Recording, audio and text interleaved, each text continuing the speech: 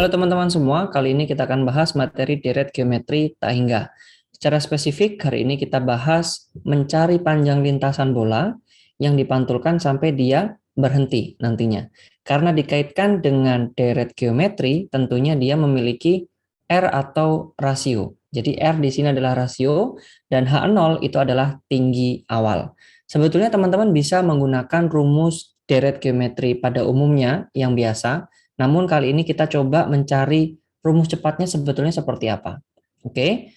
Nah, cara mencari panjang lintasan untuk deret geometri tak hingga, sebetulnya kita bisa gunakan rumus S tak hingga itu adalah A kita bagi dengan 1 min R. Namun kalau kita perhatikan dalam lintasan bola ini, ada lintasan yang dia itu turun, ya, turun, turun, turun, dan ada lintasan yang naik, naik, naik. Kalau dengan cara biasa, kita biasanya menggunakan S untuk yang naik, jadi panjang lintasan untuk yang naik, ditambah S untuk yang turun, atau panjang lintasan untuk yang turun. Namun kalau misalkan saya singkat, sebetulnya panjang lintasan itu kalau Anda lihat, H0 di sini ya, ditambahkan 2 kali R dikalikan dengan H0. Kalau kita lihat untuk yang naik saja, di pantulan pertama, yang naik itu adalah R kali H0. Sedangkan yang turun juga R dikali H0. Makanya kita bisa tuliskan 2 dikalikan R dikalikan dengan H0. Untuk pantulan kedua, R-nya kita pangkatkan 2, karena dia deretnya adalah deret geometri. Dan seterusnya sampai tak hingga.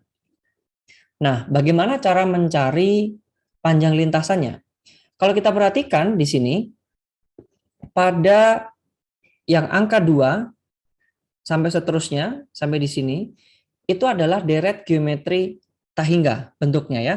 Jadi kita bisa menggunakan rumus S tak hingga sama dengan A per 1 min R. Dan H0-nya saya tetap di sini pakainya H0, tetap kita tuliskan, ditambah dengan, nah untuk deret geometri tak hingga, mulai dari 2 kali R kali H0 sampai seterusnya, ya, berarti yang menjadi suku awal atau A itu adalah 2R kali H0. Kita bagi dengan R, 1 min R. R-nya adalah rasio. Kalau misalkan H0-nya saya keluarkan, begitu ya, ini saya faktorkan jadinya, berarti H0 kita kalikan dengan 1 ditambah 2R per 1 min R. Begitu ya. Kita samakan penyebutnya jadinya 1 min R ditambah 2R per 1 min R. Jadinya rumus cepatnya adalah H0 kita kalikan dengan 1 tambah R per 1 min R. Oke, misalkan kita punya R bentuknya adalah pecahan 3 per 4, 2 per 5, dan seterusnya. Di sini saya tuliskan P per Q. Maka yang R di sini kita tinggal ganti menjadi P per Q. Kalau saya sederhanakan lagi, saya samakan penyebutnya, dapatnya adalah H0 dikalikan Q ditambah dengan P, dibagi dengan Q dikurang dengan P.